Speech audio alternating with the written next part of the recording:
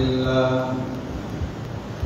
نحمده ونستعينه ونستغفره ونعوذ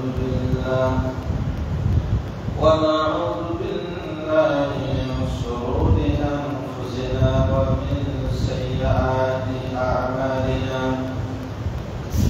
من يهده الله فلا مضل له ومن يضلله فلا هادي له أشهد أن لا إله إلا الله وأشهد أن محمدا عبده ورسوله أما بعد فأعوذ بالله من الشيطان الرجيم بسم الله الرحمن الرحيم قاف والقرآن المجيد بل عجبوا أن جاءهم منذر منهم فقال الكافرون هذا شيء عجيب أإذا متنا وكنا ترابا ذلك رجع بعيد بارك الله لنا ولكم في القرآن العظيم ونفعنا وإياكم بالآيات وذكر الحكيم إنه تعالى جواد كريم مالك رؤوف رحيم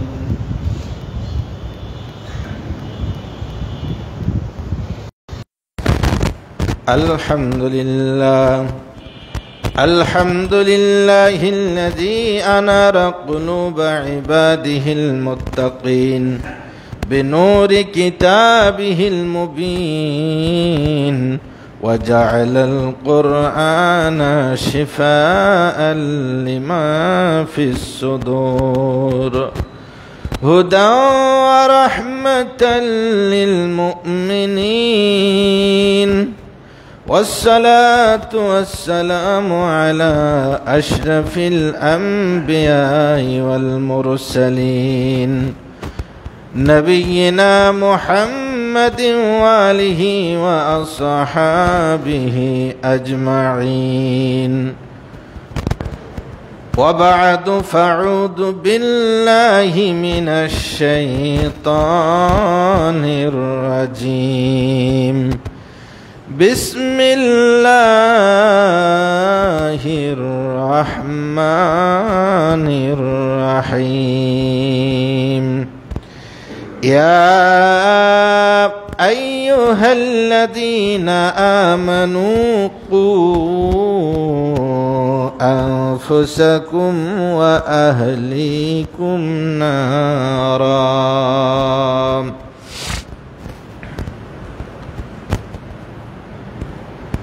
যাবতীয় প্রশংসা মহান আল্লাহ সুবহানাহু ওয়া তাআলার। শাহী দরবারে নিবেদন করছি যে আল্লাহ সুবহানাহু ওয়া তাআলা আমাদেরকে সালাতুল জুমা আদায়ের লক্ষ্যে অত্র বাইতুল ফালাহ জামে মসজিদে জমায়েত হওয়ার তৌফিক দান করেছেন।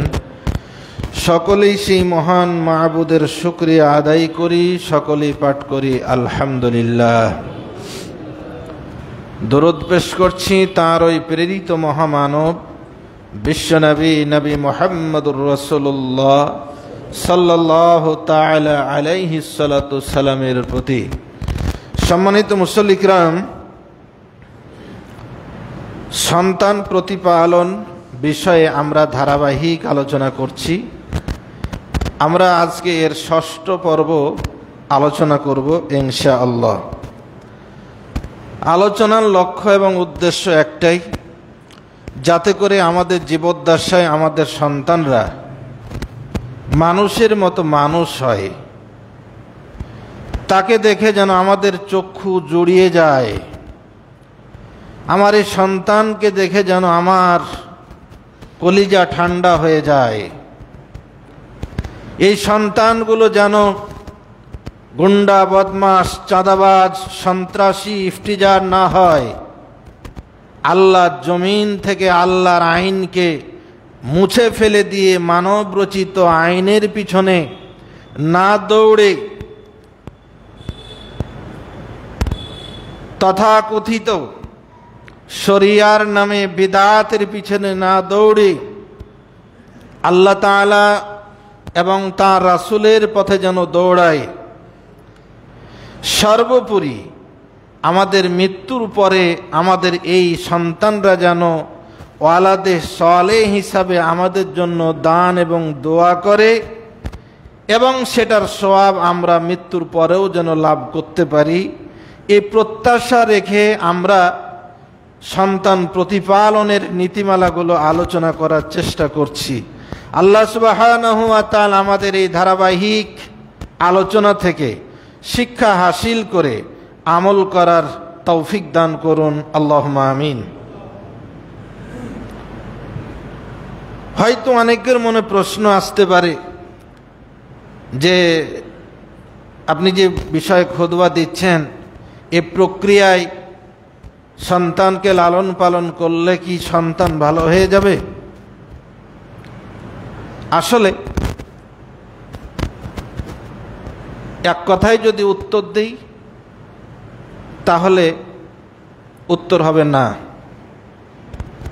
ভালো হবেই এর কোনো গ্যারান্টি নাই, তবে হওয়ার সম্ভাবনা আছে। কেন নাই বললাম? একজন মানুষ যখন মাতৃগর্ভে আসে, 120 দিন যেদিন তার বয়স হয়, সেদিনই আল্লাহ সুবহানাহু ওয়া তাআলা লিখে দেন ওই সন্তানটার ব্যাপারে মাতৃগর্ভে, আসাঈদুন আন সাকিনুন, সে সৌভাগ্যবান হবে, নেককার হবে, নাকি দুষ্ট বদকার হবে, লিখে দেওয়া হয়।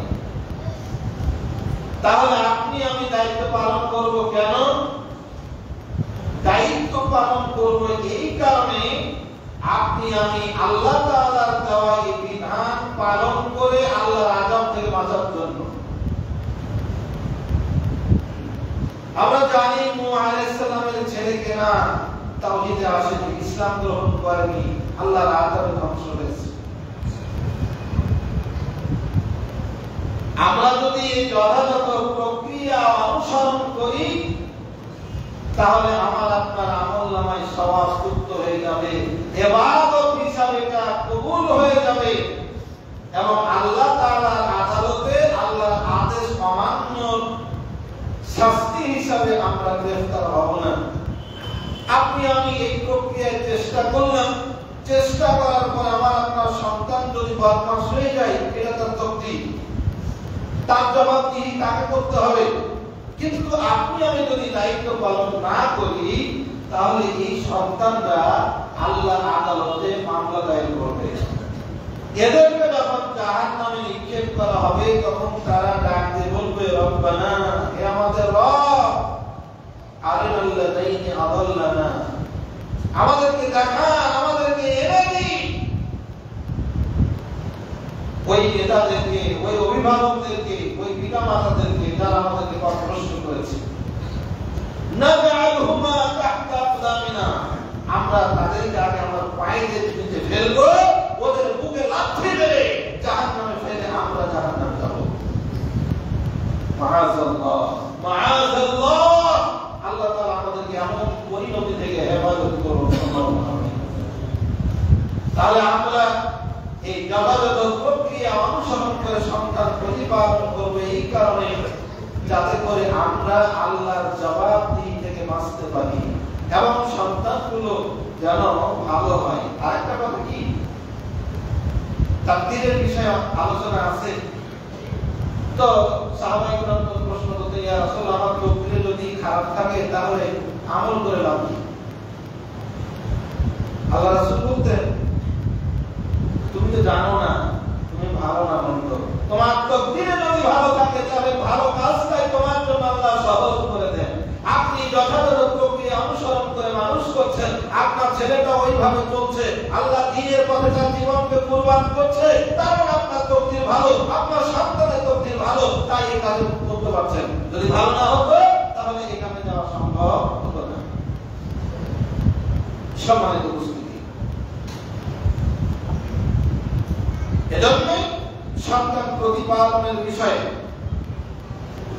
আল্লাহ তাআলা বলছেন সূরা তাহরিমের 6 নম্বর আয়াতে, ইয়া আইয়ুহাল্লাযীনা আমানু উ আনফুসাকুম ওয়া আহলিকুম নারা, হে ইমানদারগণ, তোমরা নিজেদেরকে জাহান্নামের আগুন থেকে বাঁচাও এবং তোমার আহালকে, তোমার পরিবারকে, তোমার স্ত্রী সন্তানকে আল্লাহর জাহান্নামের আযাব থেকে বাঁচাও।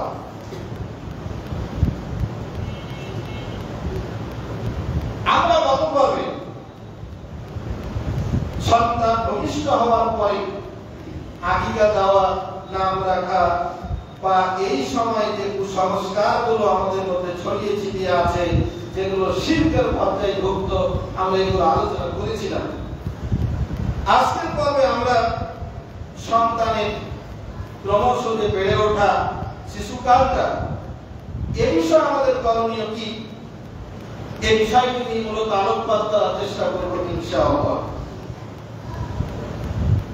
আল্লাহ সুবহানাহু ওয়া তাআলা সূরা তুরের 21 নম্বর আয়াতে বলছেন, ওয়াল্লাযীনা আমানু ওয়া আতবাহুম যুররিয়াতাহুম বিঈমানিন আলহাকনা বিহিম যুররিয়াতাহুম ওয়া মা আলামনাহুম মিন আমালিহিম শাই'।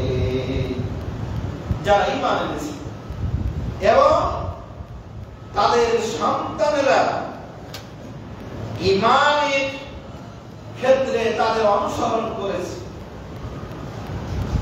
আলহাকনা বিহিম যুররিয়াতাহুম, আমি রব্বুল আলামিন পরকালে তাদের এই ছেলে মেয়েগুলোকে তাদের সাথে আমি মিলিত করে দেব, ওয়া মা আলাদনাহুম মিন আমালিহিম মিন শাই', এবং আমি তাদের আমলের কোনো ঘাটতি ঘটাবো না।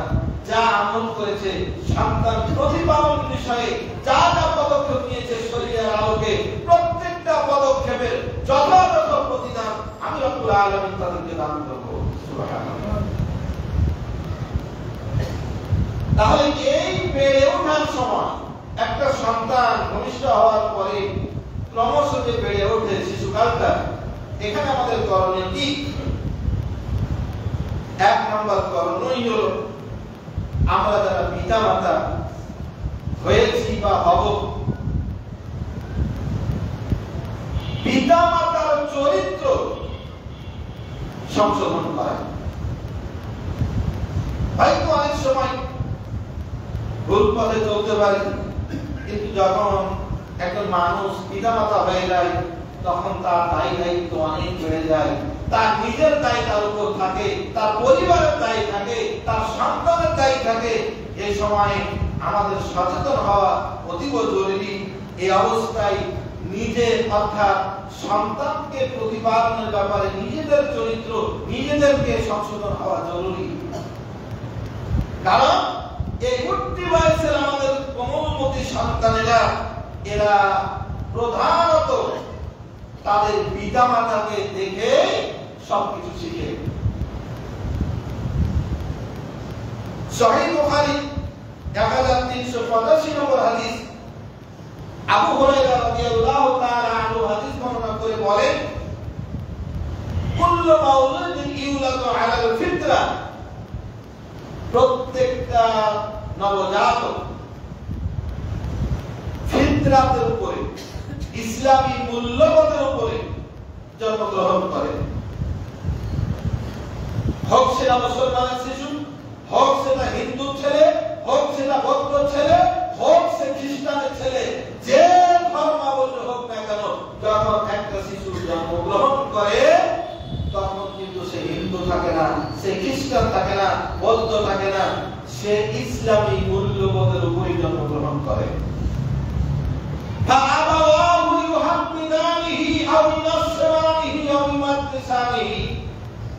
তার পিতামাতা তাদের চরিত্র, তাদের আমল দ্বারা তাদের সন্তানকে ইহুদি বানায়, কেউ খ্রিস্টান বানায়, কেউ অগ্নি পূজক বানায়।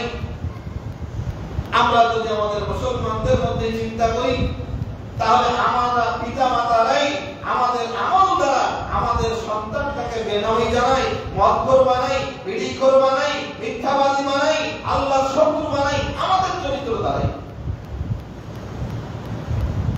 এজন্য শিশুরা যেহেতু পিতামাতাকে দেখেই শিখে, এজন্য যারা পিতামাতা হয়েছি বা হব তাদের অতীব সচেতন হওয়া জরুরি। সন্তানরা যেহেতু পিতামাতাকে অনুসরণ করে, পিতামাতাদের আগে সংশোধন হওয়া জরুরি। আল্লাহ দ্বীনের পথে, নবীর তরিকার পথে, সহিহ সুন্নাহর পথে আমাদের অগ্রসর হওয়া জরুরি। দুই নম্বর কাজ যেটি, সেটি হলো শিশুর সাথে যখন একটা শিশু মাতৃ কোলে লালিত পালিত হয়, তখন সে কথা বলতে জানে না, কথা বলা যখন শিখে, আমাদের পিতামাতাদের উচিত এই সময় আল্লাহ তাআলার পরিচয় করিয়ে দেওয়া, কোরআনের সাথে পরিচয় করিয়ে দেওয়া, তাওহীদের সাথে পরিচয় করিয়ে দেওয়া। কারণ সন্তান তার পিতামাতাকে এই সময় অনুসরণ করে। অনেক সময় আমরা বুড়ো হয়ে গেছি, আমাদের ছেলেমেয়েরা বয়স্ক হয়ে গেল, নিজেও কোরআন পড়তে জানি না, আরবি বুঝি না, তখন বলাই যে কঠিন, আমরা পারি না, আমরা পারি না। না, ভুল কথা। কে বললো পারি না? আমরা চেষ্টা করি। এই যে একটা বাচ্চা, ছোট্ট ছেলে জন্মগ্রহণের পর থেকে মায়ের কোলে যখন লালিত পালিত হয়, এই বাচ্চাটা কানের গোড়ায় মনে করুন আব্বু ডাকে। ছেলে যদি হয় আব্বু, বাবি আব্বু বলে, মায়ে আব্বু বলে, মেয়ে বলে আম্মু বলে। এই তার কানের কাছে 6 মাস, 7 মাস, 8 মাস, 10 মাস যাবত আব্বু আব্বু কত আদর করেছে, তার কানের কাছে আব্বু আব্বু আব্বু কত ইনভেস্ট করেছে। আপনি যদি হিসাব করেন, দিনে যদি আপনি 100 বার আব্বু বলেন, তাহলে 6 মাসে কতবার আব্বু বলেছেন, 7 মাসে কতবার আব্বু বলেছেন, 10 মাসে কতবার বাচ্চাকে আম্মু বলেছেন। এই 6 মাস, 7 মাস, 10 মাস পরে আপনার সন্তান একদিন বলে বলছে আব্বু। এই আব্বু যখন তার সন্তানের মুখ থেকে বের হয়ে গেল, তখন আপনার পরিচয়টা বড় হয়ে গেছে। ফোন করে জানাচ্ছেন, আরে জানো আমার ছেলে আব্বু বলছে, আমার ছেলে আম্মু বলছে। পরিচয় বড় হয়ে যায়, হৃদয় বড় হয়ে যায়।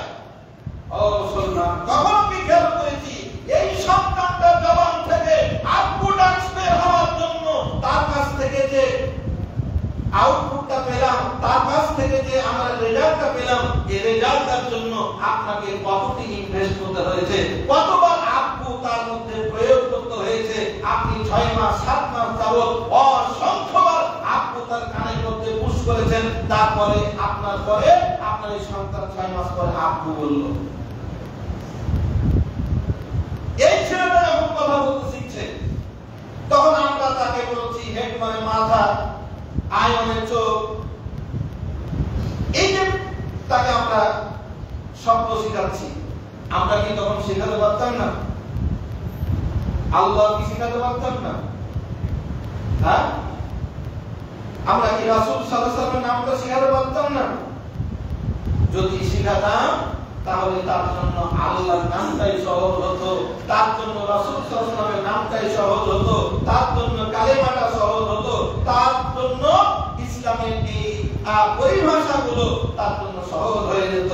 এজন্য শিশুর প্রতিপালনের ক্ষেত্রে প্রত্যেকটা পিতামাতার উচিত, প্রত্যেকটা দাদা দাদির উচিত তার সাথে কথা বলা এবং কথা বলার ক্ষেত্রে তাকে ইসলামী পরিভাষাগুলোর সাথে পরিচয় করিয়ে দেওয়া। এতে একটা প্রত্যেকটা মুসলমানের দায়িত্ব এবং কর্তব্য। হ্যাঁ, আমার মাতৃভাষা বাংলা, আপনার ছেলে আব্বা শিখবে, কিন্তু সাথে সাথে আব্বারও যিনি স্রষ্টা, তারও যিনি স্রষ্টা, ওই আল্লাহকে চিনবে, চিনাতে হবে। এটা আপনার উপর দায়িত্ব এবং কর্তব্য। এই শিশুটা আমাদের সমাজে হয় কি, যখন বেড়ে উঠছে, তাকে ঘুম পাড়াচ্ছে তার মা বা দাদা দাদি, তাকে বিভিন্ন গল্প শোনায়, আকরম বাকরম ঘোড়ার সাথে হাড্ডি মাটির টিম। তারপরে দাদা দাদিরা গল্প শোনাচ্ছে তাকে, রাজা রানীর গল্প, রাক্ষসের গল্প, যেগুলো কোনো ভিত্তি নাই, মিথ্যা গল্প। এই বাচ্চাটার একেবারে কমল মস্তিষ্কে ছোটবেলাতে আমরা শিখিয়ে দিচ্ছি। এজন্য ৩ নম্বর পদক্ষেপ হিসাবে এই সময় আমাদের জন্য উচিত তাদেরকে সত্য গল্প বলা, ছোট ছোট আকারে নবীদের জীবনী, নবীদের কোন ঘটনা, ইসলামের কোন কথা, হাদিসের কোন পরিভাষা, এগুলো তাকে শেখানো। ওই রাক্ষসের গল্প, আকরম বাকরম গল্প, এগুলো আমাদেরকে পরিহার করতে হবে। পিতামাতাকে, এই সন্তানদেরকে ছোট থেকে সত্যের সাথে, হকের সাথে পরিচয় করিয়ে দিতে হবে। আমরা ছোটবেলাতেও, দুর্ভাগ্যজনক হল, ছোটবেলাতেও আমরা এই শিক্ষা পাইনি। আর এই ছোটবেলাতে আকরম বাকরম বিভিন্ন রাক্ষসের গল্প পড়লাম, আর বড় হয়ে আমরা বিভিন্ন মাদ্রাসায় গিয়া বিভিন্ন দ্বীনের নামে দাওয়াতের হয়ে আমরা বুজুর্গানে দ্বীনের বিভিন্ন এই বয়ান আমরা শুনলাম। নবীদের যে কাহিনী, আল্লাহ তাআলা তার রাসূলদেরকে প্রেরণ করেছেন একেবারে হাতে কলমে শিক্ষার জন্য। নবীদের ঘটনা, হাদিসের বয়ান, কোরআনের তাফসীর বলে শেষ করা যাবে না। বুজুর্গানে দ্বীনের আবার আকরম বাকরম শোনার সময় আছে? আমরা পিতামাতারা আমাদের সন্তানদেরকে আকরম বাকরম শিখাইয়া, রাক্ষসের গল্প শিখাইয়া আমরা তাদেরকে রাক্ষস বানিয়েছি। আর এই হুজুররা, মোল্লা মুন্সিরা, কাকমোল্লারা আজকে এই আকাবিরের গল্প শোনাইয়া, বুজুর্গানের দ্বীনের গল্প শোনাইয়া আমরা আমাদের জাতিকে, আমাদের পরবর্তী প্রজন্মগুলোকে আমরা নবীদের পথ থেকে, সিরাতুল মুস্তাকিমের পথ থেকে আমরা সরিয়ে দিয়েছি।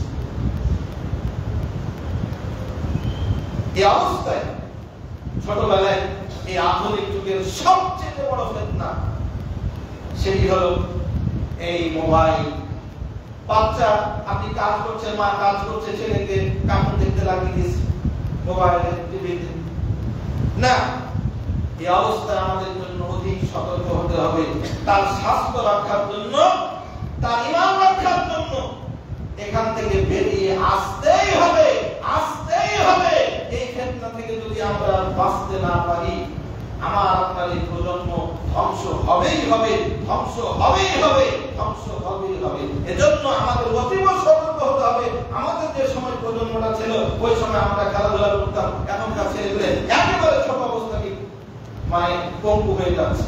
মাঠের খেলাধুলা জানে না, বাড়ির খেলাধুলা জানে না, এই মোবাইলের খেলাধুলা। চোখ নষ্ট হচ্ছে, হাত নষ্ট হচ্ছে, ঈমান নষ্ট হচ্ছে, কলব নষ্ট হচ্ছে, সব নষ্ট হয়ে যাচ্ছে একেবারে মায়ের কোল থেকে। তাকে খেলনা দিতে হবে, যাতে শরীর মন তার বিকশিত হয়, এমন খেলনা দিতে হবে। খেলনার ব্যাপারে হাদিসে আসছে, মুসলিম শরীফের হাদিস 3546 নম্বর হাদিস, আমাদের আয়েশা রাদিয়াল্লাহু তাআলা আনহা বলছেন, আন্না নবী সাল্লাল্লাহু আলাইহি ওয়াসাল্লাম তাযাওয়াজাহা, নবী করিম সাল্লাল্লাহু আলাইহি ওয়াসাল্লাম তাকে যখন বিয়ে করেন, ওয়াইয়া বিনতু 7 সিনিন, তখন তার বয়স ছিল 7 বছর। ওয়া যুফফাত ইলাইহি ওয়াইয়া বিনতু 9 সিনিন, যখন রাসূলের সঙ্গে তার বাসর হয় তখন তার বয়স ছিল 9 বছর। ওয়া দুআহা মাহা, তিনি যখন শ্বশুর বাড়িতে যান, রাসূলের সংসারে যান, তখনও আমাদের আয়েশার সঙ্গে তার খেলনাগুলো ছিল, খেলনাগুলো দিয়েছিল। মানে ওই বয়সে খেলতেন। আল্লাহ রাসূল সাল্লাল্লাহু আলাইহি ওয়াসাল্লামের জামানায় যে খেলাধুলা বাচ্চারা করতেন, তার প্রমাণ এটা, খেলাধুলা ছিল। এই খেলনা দিতে হবে। সহিহ বুখারীর 1960 নম্বর হাদিস, সাহাবীরা বলছেন কুন্না নাসুমুহু ওয়া নুসাব্বিমু সিবিয়ানানা, আমরা সিয়াম পালন করতাম আর আমাদের বাচ্চাদেরকে, ছোট ছোট বাচ্চা রোজা করার বয়স হয়নি, ফরজ হয়নি, আমরা বাচ্চাদেরকে রোজা রাখাতাম। যখন একেবারে এই বিকেল গড়িয়ে দিত, বাচ্চারা সহ্য করতে পারত না, তখন তখন আমরা আমাদের বাচ্চাদের জন্য তুলা দিয়ে খেলনা বানিয়ে দিতাম, তুলা দিয়ে খেলনা বানিয়ে দিতাম।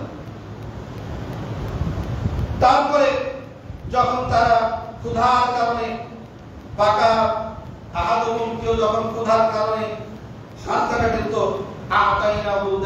তখন এই খেলনাগুলো বাচ্চাদেরকে খেলাতাম, এরা ইফতার পর্যন্ত খেলাধুলা নিয়ে মত্ত থাকত। তাহলে তুলা দিয়ে, কাপড় দিয়ে খেলনা বানাতো। আমাদের সময় ছোট বাচ্চারা ওই বিভিন্ন কাপড় দিয়ে বিভিন্ন হয়তো খেলনা তৈরি করত, কিন্তু এখন এই প্রযুক্তিগত যুগ এসে বিভিন্ন যে এই পুতুল বের হয়েছে, এভাবে আমাদের সতর্ক থাকা দরকার। অনেকেই বলছেন না খেলনা পুতুল রাখা বৈধ, অনেকেই বৈধতার কথা বলেন, তবে না রাখাই ভালো। কেউ যদি সম্মানার্থে পুতুলকে ঘরে রেখে সম্মান করে পুতুলকে, তাহলে নিঃসন্দেহে শিরক হবে। তবে পুতুল জাতীয় খাবার, খেলনা, যেগুলো একেবারে হুবহু মানুষের মতো, এগুলো না রাখাই উত্তম হবে। কাপড় দিয়ে বিভিন্ন ধরনের খেলনা তৈরি করে মানে বাচ্চাদের বিকশিত করার জন্য এগুলো করা প্রয়োজন। অনেক সময় দেখা যায় আমাদের সমাজে বিভিন্ন টুর্নামেন্ট হয়, মাদক বিরোধী টুর্নামেন্ট বলা হয় কি, খেলাধুলার জন্য মাদক বিরোধী টুর্নামেন্ট। তাহলে খেলাধুলার সাথে থাকলে মাদক মুক্ত থাকবে, এটা বলা যায়। তাহলে ছেলে মেয়েদেরকে খেলাধুলা করতে হবে, এটা ঠিক, কিন্তু মাদক বিরোধী টুর্নামেন্ট অনেক খেলা দেখতে গেছি, মনে করেন এই কলেজ বা হাই স্কুল মাঠে গেছি, কিন্তু গ্যালারিতে যতগুলো মানুষ থাকে মাদকের খেলায়, এই বেড়ির ধোঁয়ায় জ্বালাই টাইম খেলায় না, কিসের মাদক? এজন্য সম্মানিত মুসল্লিরা বাচ্চাদেরকে এবং বড়দেরকে মাদক থেকে মুক্ত রাখতেই হবে। খেলাধুলার পাশাপাশি মাদক থেকে মুক্ত করতেই হবে। কিভাবে? আমরা ছোটতেই আমাদের সন্তানদেরকে মাদক সেবী বানাই। পিতা হয়ে বলছে টাকা দিয়ে বাচ্চাকে এই সিগারেট কিনে নেয়, সিগারেট কিনে নেয়, বাচ্চাকে সিগারেট কিনতে বানাচ্ছে। খবরদার এমন কাজ করবেন না। ছোট বাচ্চারা যারা আছেন, আসো শুনে রাখো, তোমাদেরকে বলছি, তোমার আব্বা যদি তোমাকে বেড়ি কিনতে পাঠায়, তুমি না করে দিবা। তোমার আব্বা যদি বেড়ি কিনতে পাঠায়, ওই বেড়িকে ভেঙে ফেলে দিবা। তোমার আব্বা যদি টাকা দেয়, টাকা দিয়ে চকলেট কিনে খাবা, খবরদার বেড়ি কিনবা না। আমার আল্লাহ বলছেন, ওয়াইন জাহাদাকা আলা আন তুশরিকা বি মা লাইসা লাকা বিহি ইলমুন ফালা তুতিহুমা। পিতামাতা যদি সন্তানকে আল্লাহর আইনের বিরুদ্ধে কোনো কাজের অর্ডার করে, সন্তানদেরকে আল্লাহ তাআলা আদেশ দিয়েছেন পিতামাতারা তোমরা আনুগত্য করবে না। পিতামাতা যদি বেড়ি কিনতে পাঠায়, তাহলে বেড়ি কিনতে যাবে না। আমি বক্তব্যের বাচ্চাদেরকে, ছোট বাচ্চাদেরকে বলি, তার বাপের বেড়ি চুরি করবে, বেড়িগুলো চুরি করে সব পায়খানা করে দেবে। আপনি আপনার সন্তানকে বেড়ি নিজে খাচ্ছেন, খাওয়াচ্ছেন, খাওয়া শেখাচ্ছেন, তো মাদক সেবী হলে কি হবে? আর দুর্ভাগ্য এই জাতির জন্য, দুর্ভাগ্য এই সমাজের জন্য হাজার হাজার মাদক দ্রব্য নিয়ন্ত্রণ অধিদপ্তর করে, কত প্রশাসন, কত পুলিশ, বিভিন্ন লোকবল নিয়োগ করে রেখেছে নিয়ন্ত্রণ করার জন্য, নির্মূল করার জন্য নয়। মাদক নির্মূল কমিশন নাই, আছে নিয়ন্ত্রণ। মানে খাবে তবে মেনে বেঁচে খাবে। ও মুসলমান, নিয়ন্ত্রণ নাই। মাদকের সঙ্গে মুসলমানের কোনো সম্পর্ক থাকতে পারবে না। এই মাদক যারা উৎপাদন বন্ধ করে দিতে হবে। উৎপাদন বন্ধ পরিবারে মাদক সেবন করব না, বাচ্চাদেরকেও আমরা মাদক কিনতে পাঠাবো না, আমাদের সন্তানরা যেন মাদক সেবন না করে এজন্য সতর্ক থাকবেন। এবং এই চেষ্টা করতে হবে বাংলাদেশের এমন ক্ষমতাশীল নিয়োগ করতে হবে, এমন নেতা নির্বাচন করতে হবে যাদের প্রথম কাজ হবে এই মাদকের কারখানাগুলোকে ফেলে পুড়িয়ে দেবে, এরপর তাদেরকে ভিন্ন কোনো কাজে লাগাবে। মাদক এমন ভয়াবহ পদার্থ, মুদমিরুল খামরে লা ইয়াদখুলুল জান্নাহ। রাসূল বলছেন যারা মাদক সেবন করবে, হোক বিড়ি, হোক গুল, হোক জর্দা, হোক ইয়াবা, ফেনসিডিল, যাই হোক, সে জান্নাতে যাবে না।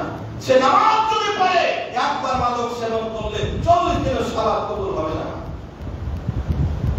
আর আপনি আপনার বাচ্চাকে ছোট থেকে বেরিয়ে দিতে পাঠিয়ে দিলেন, লজ্জা করেন আপনার?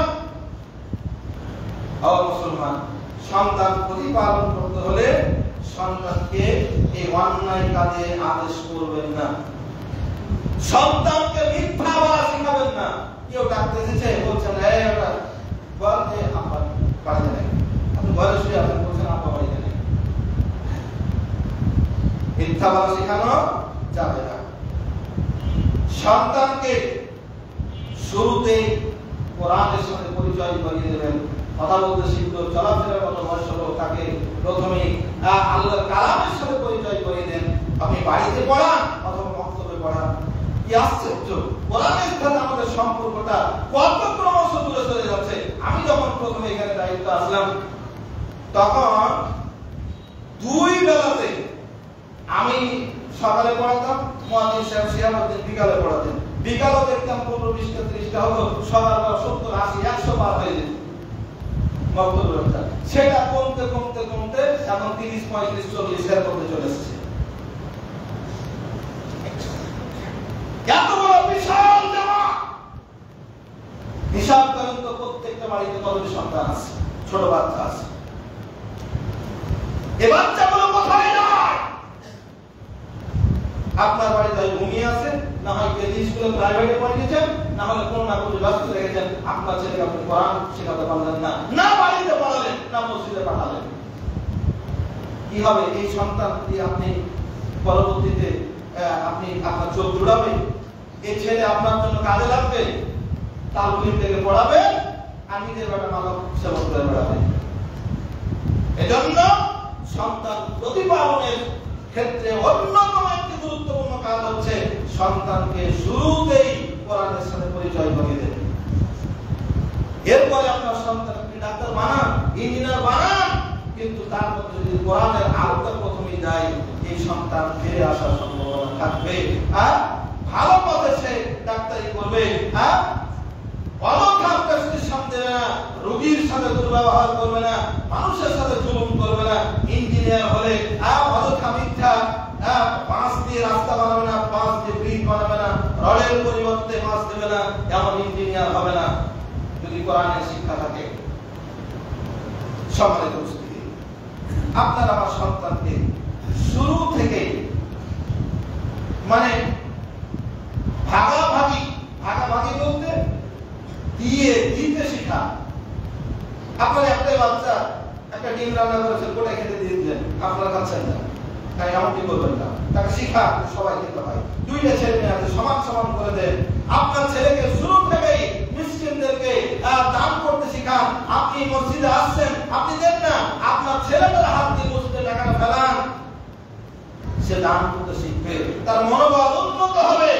আল্লাহ তাআলা রাসূল মুহাম্মদ সাল্লাল্লাহু আলাইহি ওয়াসাল্লাম বলেন, আল ইয়াদুল উলিয়া খায়রুম মিন ইয়াদিস সুফলা, উপরের হাতটা নিচের হাতের থেকে উত্তম। উপরের হাত হচ্ছে ডানসের হাত, ইয়াদুস সুফলা হিয়া সাইলা, নিচের হাতটা হচ্ছে ভিক্ষুকের হাত। সুতরাং ছোটদেরকে, বাচ্চাদেরকে প্রথম থেকে ছোট থেকে দান করতে শেখান। বাড়িতে ভিক্ষুক আছে, বাচ্চাকে যদি দান করান, মসজিদে পাঠাবেন, বাচ্চাকে সাথে নিয়ে আসবেন, তাকে আপনি তার হাত দিয়ে দানটা করান। এই কাজগুলো পিতামাতার জন্য অতীব অতীব জরুরি।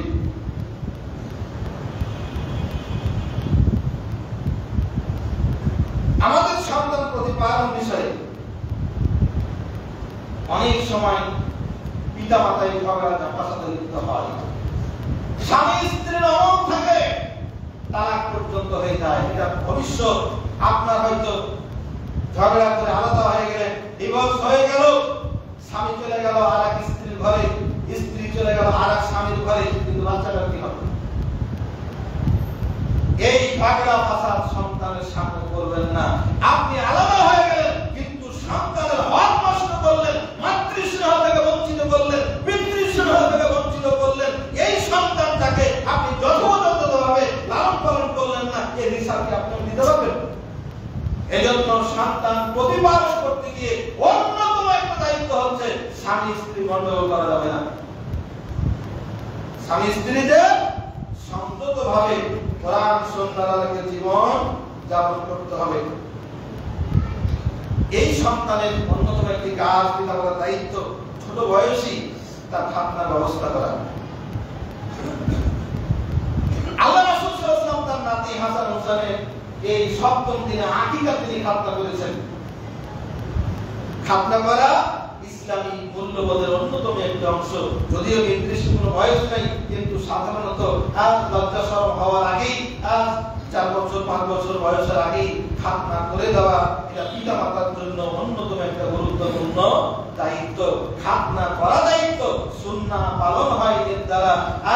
ইব্রাহিম আলাইহিস সালাম 80 বছর বয়সে শরীয়তপ্রাপ্ত হয়ে তিনি নিজের উঠান দিয়ে তিনি নিজেই খাতনা করেছেন। আবু আল্লাহ রাসূলের একজন সাহাবী, তিনি ইবনে জারির, তিনি বলছেন যে তিনি যখন মুসলমান হলেন আল্লাহ রাসূল সাল্লাল্লাহু আলাইহি ওয়াসাল্লামের কাছে আসলেন, বললাম যে ইয়া রাসূলুল্লাহ আমি মুসলমান হয়েছি। আল্লাহ রাসূল তাকে 2টা নির্দেশ জারি করলেন, তুমি মুসলমান হয়েছো, এখন তোমার করণীয় হলো তোমার শরীরে যে চুল আছে এই চুলগুলো শিরকের কুফরির যে চুল আছে এগুলো ফেলে দাও, অর্থাৎ মাথা মুন্ডন করে নাও, আর ওয়াক্তারে তুমি খাতনা করো। এটা মুসলমানের অন্যতম একটা ইশারা। এই খাতনা সুন্নাহ হিসাবে পালন করবেন, শরীয়তের অংশ হিসেবে পালন করবেন, কিন্তু আমাদের জন্য গর্হিত অপরাধ যেটা হয় সুন্নাতে খাতনা অনুষ্ঠান। কান ছাপাই দিলেন, আমার একমাত্র ছেলে সুন্নাতে খাতনা মুক্তি, আপনারা সবান্ধ হয়ে আমন্ত্রিত, আমি টেবিল পেড়ে বসে থাকবো, আপনারা উপঢৌকন নিয়ে এসে দয়া করে খেয়ে যাবেন। যদি কথাটি লেখা থাকে না, কিন্তু মনের মধ্যে থাকে, আর এই মনের মধ্যে থাকে বলেই অনুষ্ঠান প্যান্ডেলের আগে টেবিল পেড়ে ভিক্ষুকের মতো বসে যান ছেলের মুসলমানের জন্য। আপনি আমি যদি মুসলমান থাকি, সন্তান প্রতিপালনের অন্যতম একটা হক হচ্ছে আপনি মুসলমানি দেবেন, গোপনে দেবেন, ডাক্তারের কাছে নিয়ে চলে আসবেন। আপনার খাওয়াতে অনুষ্ঠান করতে বড় স্বাদ থাকে, ছেলেটা যখন বিয়ে করবেন তখন খাওয়াবেন, এমনিতে খাওয়াবেন বাড়িতে, কিন্তু মুসলমানি উপলক্ষে সুন্নাতে খাতনা অনুষ্ঠান করতে হবে, এর কোনো ভিত্তি নেই। সুন্নাতে খাতনা করলেন, আচ্ছা অনুষ্ঠান করলেন। আল্লাহ রাসূল সাল্লাল্লাহু আলাইহি ওয়াসাল্লাম সহিহ বুখারীতে বলছেন, সহিহ বুখারীর 5891 নম্বর হাদিস, আবু হুরায়রা রাদিয়াল্লাহু তাআলা আনহু বলছেন, আল ফিতরাত খামসুন, ফিতরাত হলো 5টা। আল খিতান, 1 নম্বর হলো খাতনা করা, 2 নম্বর হলো আল ইস্তিহদাদ, নাভির নিচে লোম কাটা, 3 নম্বর হলো কাসুস সারিক, মুখকে খাটো করা, কেচি দিয়ে কাটা, বা তাকলিফুল আফা, নখ কাটা, বা নাকফুল ইবাদ, বগলের নিচের লোমকে তুলে ফেলা। এখানে আমরা যারা মেনে চলি 2টা ভুল করা হয়। কাসুস সারিক, অনেকে মোষকে হলফ করেন, প্লেট দিয়ে চেটে ফেলেন না, মোষকে প্লেট দিয়ে চাচা যাবে না, কেচি দিয়ে যতটা পারেন আপনি ছোট করেন। আর বগলের নিচের লোমকে আমরা কেটে ফেলি, এটা আমাদের ঠিক হয় না, ভুল হয়। সঠিক নিয়ম হলো উপড়ে ফেলা, তুলে ফেলা। তো সমস্ত উপস্থিতি যেটা বলছিলাম, 1 নম্বর হলো খাতনা, খাতনার অনুষ্ঠান করলেন, 2 নম্বর হলো ইস্তিহদাদ, বগলের নিচের লোম সাফ করা, কেটে ফেলা। তাহলে আপনি যদি এটা পারেন 2 নম্বরটার জন্য, আর সুন্নতে বগলের লোম নিচের লোম পরিষ্কার করা, আমার বগলের নিচের লোম, নাভির নিচের লোম পরিষ্কার করব, আপনাদের সবার দাওয়াত আছে। আপনি যদি এটা করতে পারেন তাহলে বেটার মুসলমানের দাওয়াত করবেন। যদি নিজের নাভির নিচের লোম পরিষ্কার করার দাওয়াত দিতে না পারেন, অনুষ্ঠান করতে না পারেন, তাহলে ওটা করতে পারবেন না। সম্মানিত উপস্থিতি, তাহলে এই পাঁচটা হলো সুন্নাত। বুখারীর হাদিস অনুযায়ী মুসলিম শরীফে 492 নম্বর হাদিসে আরো পাঁচটা যোগ করে বলা হয়েছে। 10টা হলো আসারুন মিনাল ফিতরা, 10টা হলো ফিতরাতের। এই 10টার মধ্যে যেটা যোগ হয়েছে সেটা হলো ইরফাউ লিহিয়া, দাড়ি লম্বা করা। সন্তান প্রতিপালন বিষয়ে অন্যতম পিতামাতার ভূমিকা হলো আপনি নিজে দাড়ি রাখবেন। কতটুকু রাখবেন? ওটাই ছেড়ে দেবেন। ইরফাউ লিহিয়া, অথবা সাহাবীর হাদিসের উপর যদি আমল করেন তাহলে এক মুষ্টি ধরার পরে যে পারবে সেটুকু কাটতে পারে, মুষ্টির বাইরে এর আগে নয়। সন্তান প্রতিপালন হিসাবে, দায়িত্ব পালন হিসাবে আপনার আমার ছেলের যখন দাড়ি বের হবে, প্রত্যেকটা পিতামাতার বলা উচিত, এই বেটা দাড়িতে কেচি ঠাকাবি না, দূর ঠাকাবি না। লজ্জা শরম কিসে? অনেকবার এই বয়সে দাড়ি ছেড়ে দিবি, হ্যাঁ, বাধ্য করে অনেকে ছেলেদেরকে দাড়ি কাটায়। আবার অনেক আহাম্মক পিতা মাতা আছে, নিজের সন্তান বড় বড় দাড়ি রেখে দিয়েছে, আর মানে বাপের এই খুব ছুটছে না। আহাম্মক। সম্মানিত উপস্থিতি, তাহলে সন্তান প্রতিপালনের জন্য অন্যতম করণীয় হচ্ছে এই ছেলেটা যখন খাতনা দেবে, ছেলেটা দাড়ি বের হয়ে গেলে দাড়ি কাটতে নিষেধ করবে। মিসওয়াক করা এই 10টার মধ্যে অন্যতম। ওযুর সময় নাকে পানি দিয়ে নাক ঝাড়া এটা একটা অন্যতম। গাসলুল বারাতে আঙ্গুল খিলাল করা এটা একটা। ওয়া ইস্তিনকাসুল মা, পানি দিয়ে ইস্তিনজা করা, এটাও হলো 10টা ফিতরাতের অন্যতম একটা অংশ। সম্মানিত উপস্থিতি, তাহলে সন্তান প্রতিপালন বিষয়ে আমরা এই কাজগুলো করব এবং সন্তানের বয়স যখন 7 বছর হয়ে যাবে তখন যেটা সবচেয়ে দামি কাজ আপনাকে আমাদের করতে হবে সেটি হলো, আল্লাহ রাসূল বলেছেন সুনানে আবু দাউদ 495 নম্বর হাদিস, মুর আওলাদাকুম বিস-সালাহ, তোমার সন্তানকে সালাতের আদেশ করো। ওহুম আবনাউ সাবঈ সিনিন, তোমার ছেলের বয়স যখন 7 হয়ে যাবে। 7 এর আগে মসজিদে নিয়ে আসতে পারবে, অসুবিধা নাই, কিন্তু 7 হয়ে আদেশ করতে হবে, নামাজ পড়াতে হবে।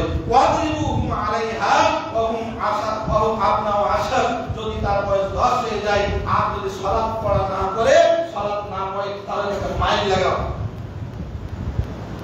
ছেলেদেরকে বলো, ইয়া বুনাইয়া আকিমিস সালাহ, হে বেটা নামাজ কায়েম করো। লোকমান আলাইহিস সালাম তার ছেলেকে বলেছিলেন, সূরা লোকমানের 17 নম্বর আয়াতে নির্দেশ জারি করা হয়েছে।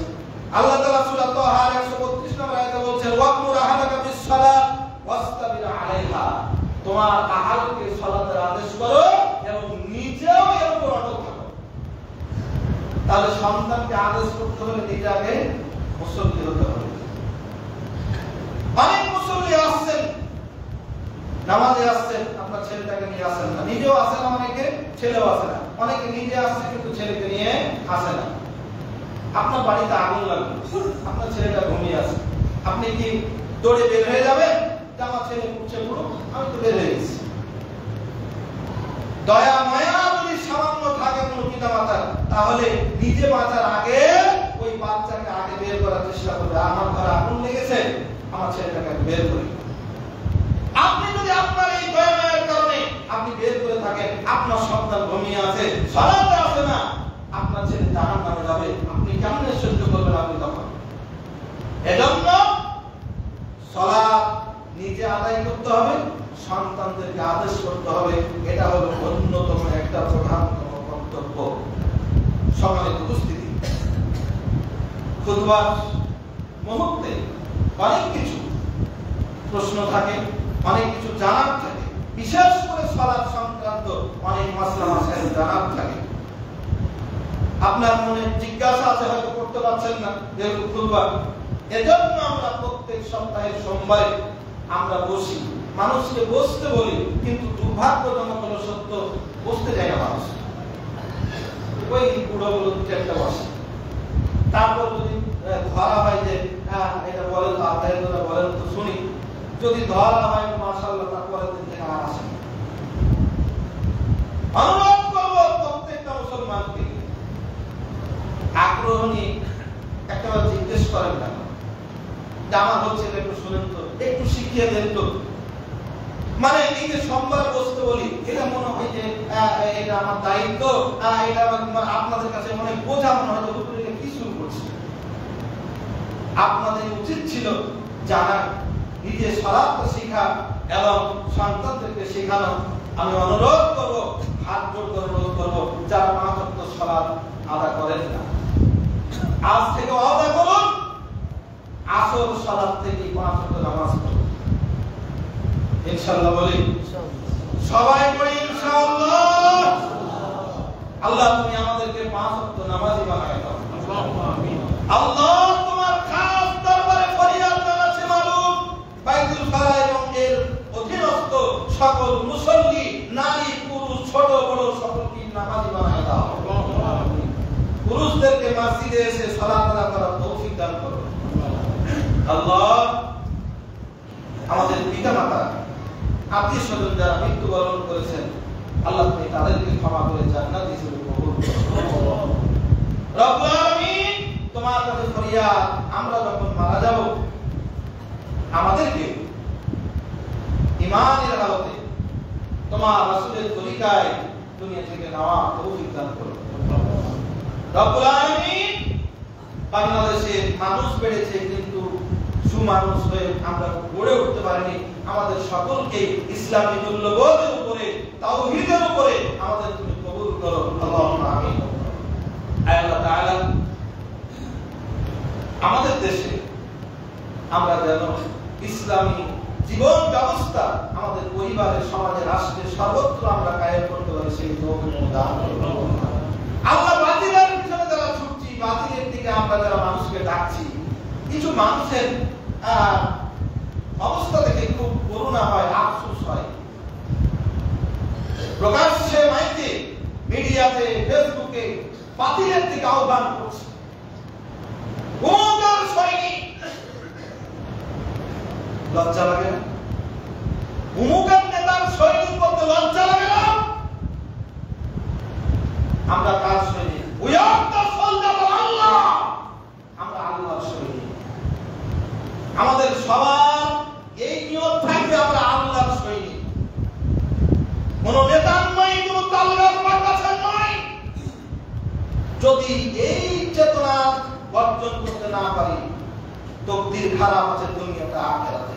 আল্লাহ তাআলা আমাদের সকলকে আল্লাহর সৈনিক হওয়ার তৌফিক দান করুন। রব্বুল আলামিন বাইতুল খালা মসজিদ সহ तमाम বিশ্বের মসজিদ মাদ্রাসাগুলো কবুল করুন।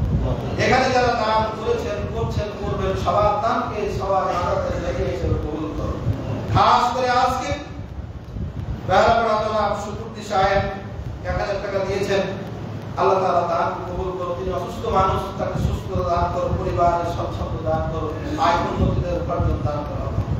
একজন মহিলা 200 টাকা দান পাঠিয়েছেন। আল্লাহ তিনি নিয়ত দান করেছেন, তার মনস্কামনা পূর্ণ করুন। আর একজন মুসল্লি 500 দিয়েছেন, 100 দিয়েছেন একজন। আল্লাহ সবার দান কবুল করুন। আলহামদুলিল্লাহ গোপন দানের সংখ্যা আমার মসজিদে বাড়ছে, এখানে বাড়ছে। গোপন অনেকেই 500,000 টাকার মতো বাক্স ফেলছে। আল্লাহ সকল গোপন দাতার মনস্কামনা পূর্ণ করুন। আমিন। ربنا آتنا في الدنيا حسنة وفي الآخرة حسنة وقنا عذاب النار. ربنا تقبل منا إنك أنت السميع العليم وتب علينا إنك أنت التواب الرحيم. سبحان ربك رب العزة عما يصفون وسلام على المرسلين والحمد لله رب العالمين.